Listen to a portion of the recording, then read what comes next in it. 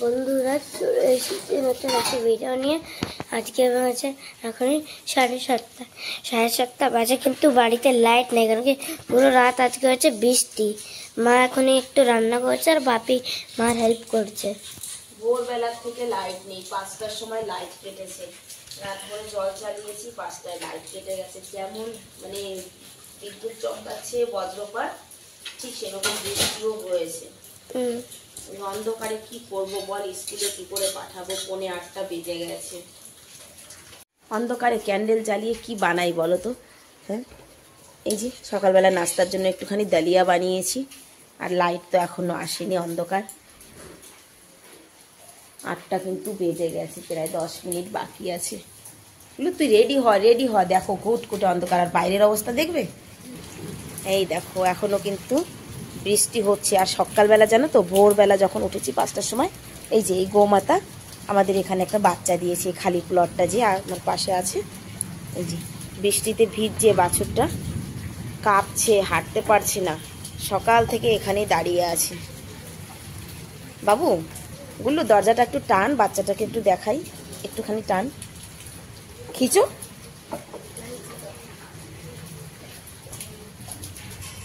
এই দেখো পুষ্পুসোনাটা, বুঝেছো? কোথায় বা তাড়িয়ে দিই বলো তো? বৃষ্টিতে ভিজছে, বাচ্চাটা এমনিই কাঁপছে, মার শরীরও অসুস্থ। আজকে জানি না ছেলে মেয়ে স্কুলে পাঠাতে পারবো কিনা বাবা। 8:15 হয়ে গেছে। ছেলে তো চলে গেল, যাই হোক রেনকোট ঠোঁট পরে, সেটা আর তোমাদেরকে দেখাতে পারলাম না। ছেলেও রেনকোট পরেছে, ওর বাপিও পরেছে। আর এইদিকে ঘর বাড়ি কিন্তু পুরোই ছড়ানো ছিটানো রয়েছে, অন্ধকারে কিছুই বুঝতে পারবে না। তবে মৌসুম যা, তাতে মনে হয় দিদি আজকে কাজে আসবে না। তো আমি একটু একটু করে কাজে লেগে পড়ি। রান্নার ব্যাপারটা পরে দেখাচ্ছি। আজকে খুব ভালো ভালো রান্না হবে। মানে সত্যি কথাই, মানে রাতের থেকে খুব এক্সাইটেড ছিলাম যে কালকে খুব মন দিয়ে রান্না করব, কিন্তু লাইটে যা শুরু করেছে তাতে কতটুকু মন দিয়ে রান্না করতে পারবো জানি না। তবে যা কিছু রান্না হবে সেটা খুব ভালোই হবে। ভিডিওটা দেখতে থাকো। আর এদিকে সর্দি কাশিটা কিছুতেই কমছে না, গলাটা সেই ধরেই আছে। বাসন খানিকটা ধুয়েও ফেলেছি জানো তো। চলো আমি কাজ করি, তারপরে ফিরে আসছি রান্নায়। ততক্ষণ পর্যন্ত সবাই চুপচাপ দেখতে থাকো। খানিকটা বাসন ধুয়েছি, সব ধুইনি কিন্তু, আগে রান্নার দিকটায় চলে এসেছি, কারণ বৃষ্টি থেমেছে। যদি দিদি কাজে আসে তো আমি রান্নাঘরটা আগে, মানে রান্নার কাজটা আগে করি। রান্না কি হবে দেখো, এই যে চিংড়ি মাছ।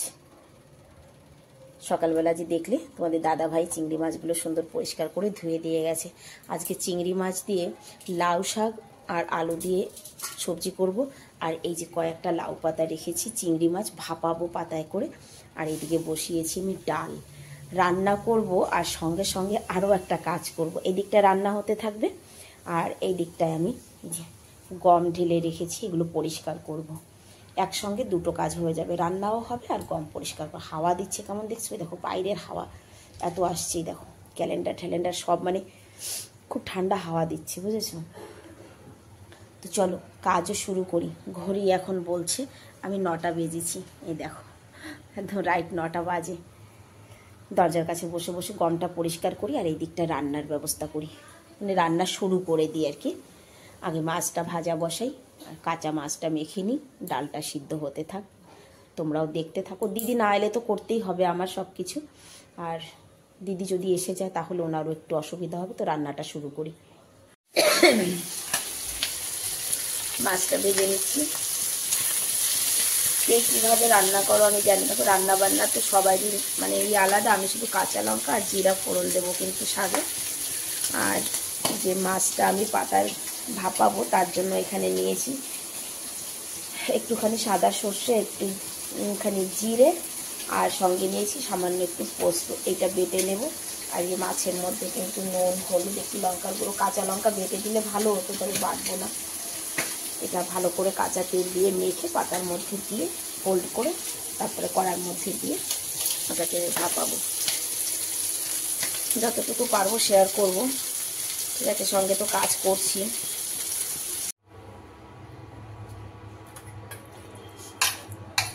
সুন্দর করে কাঁচা তেল দিয়ে মেখে নিয়েছি। এবার এর মধ্যে মাছগুলো দিয়ে একটা একটা করে,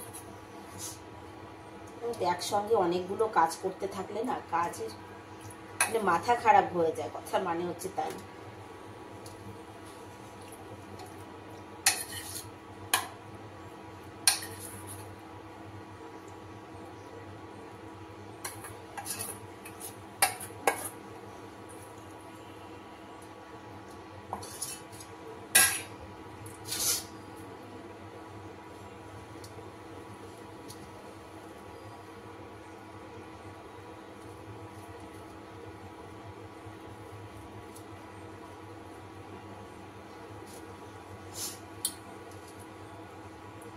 নাক পচ পচ করেই যাচ্ছে আমার সমানে। এটাকে একটুখানি বেঁধে নিতে হবে।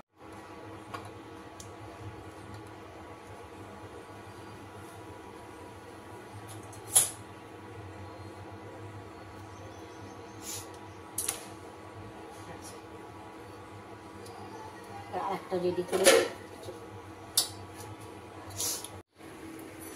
এদিকে সবজিও প্রায় হয়ে গেছে। আর এই দিকটায় দেখো তেল ঠেল কিছু দিইনি, এইভাবে কিন্তু কড়ার মধ্যে বসিয়ে দিয়েছি, এপাশ ওপাশ করে এটাকে ভাপিয়ে নেব। খেয়ে তারপর জানাবো কেমন হয়েছে, ঠিক আছে। ডালে একটু কাঁচা লঙ্কা, একটু টমেটো দিয়ে নি। দাঁড়াও, রান্নাটা কিন্তু আমার কমপ্লিট হয়ে গেছে। এই দেখো, এই যে লাউ শাক, এই যে মাছ, আর এই হচ্ছে ডাল। আর এই দিকের কাজ কিন্তু এখনো হয়নি, জানো তো। আর তার মধ্যে কি হয়েছে জানো তো, দিদি ফোন করে বলল আমাকে ঠিক 10টা 10-এ যে আমি কিন্তু কাজে আসবো না।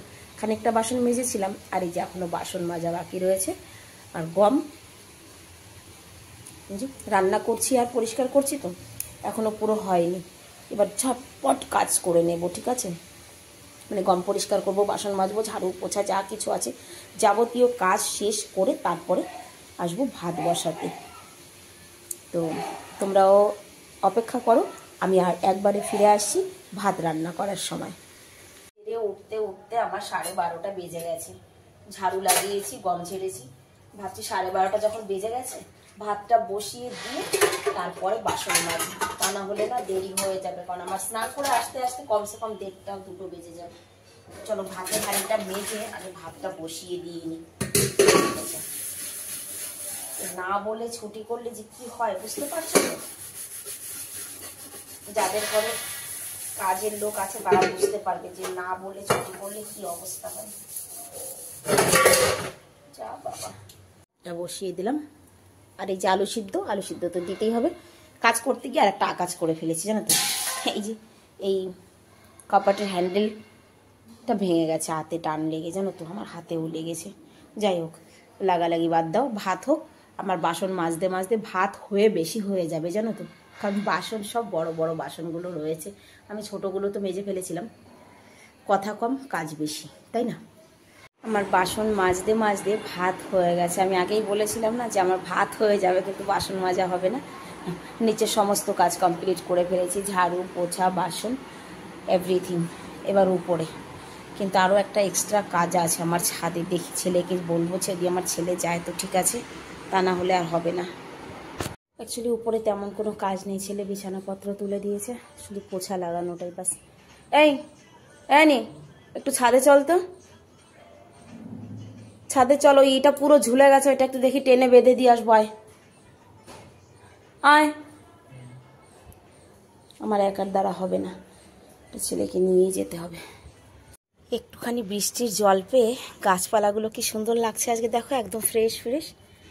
ছাদে কাজ কি জানো, কাজ হচ্ছে এই যে নীল যে এটা দিয়েছি না ছাউনিটা, এটাকে একটু টেনে উঁচু করে দিতে হবে। সকালে বৃষ্টিতে পুরো ঝুঁকে পড়েছিল একদম এই গাছপালার উপর, আবার এটাকে এইদিকে টেনে দিয়েছে ওর বাপি। এটাকে একটু ছেলেকে নিয়ে দেখি চেষ্টা করে টেনে উঁচু করে দেওয়া যায় নাকি। দেখো যতই জল দিই, বৃষ্টির এক ফোঁটা জল পেয়েই যেন গাছের রং একেবারে পাল্টে গেছে সত্যি। আয় বাবু, এটা করে তারপরে স্নান করব।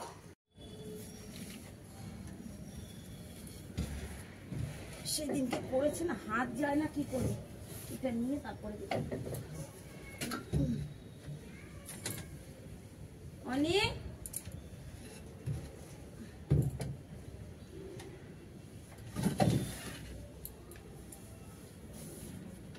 প্যান্ট পরেছে, তুলে দিস।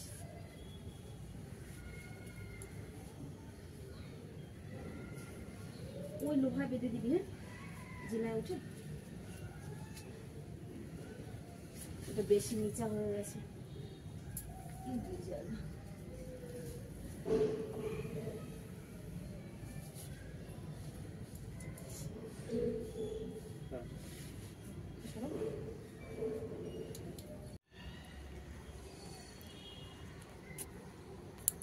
সেদিনকে মুনমুন বেঁধেছিল ওইটাকে, বাবা ডাক দেবো মুনমুনকে। ওইটা ধরার জন্য মইটা, জিনাটা।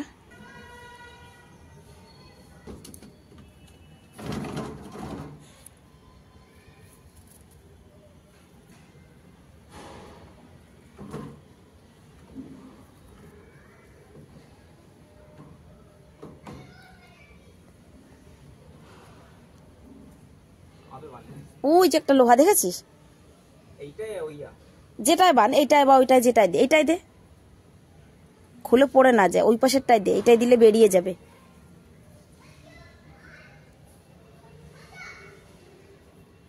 इसमें से निकल जाएगा। স্নান করে নিচে আসতে আসতে কটা বাজে দেখো।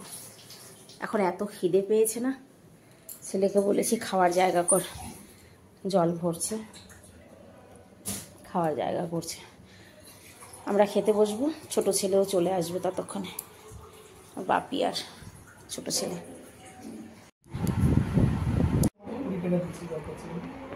বলে হাই, বলে এখন বিকেল 5টা বাজে, বড় মা চা করেছে, বড় পাপা ফল কেটেছে, আর আমি নমকিন খাচ্ছি আর দুষ্টু করছি। বলো বলো হ্যালো। আর ভিডিওটাও আজকে আমরা এখানে শেষ করছি। আজকে সারাদিন বড় মা অনেক কাজ করেছে। এইদিকে কথা বলো, হ্যালো বলে দাও। হ্যালো এভরিবডি, টাটা, ভালো থেকো, সুস্থ থেকো, দেখা হবে নেক্সট ভিডিওতে।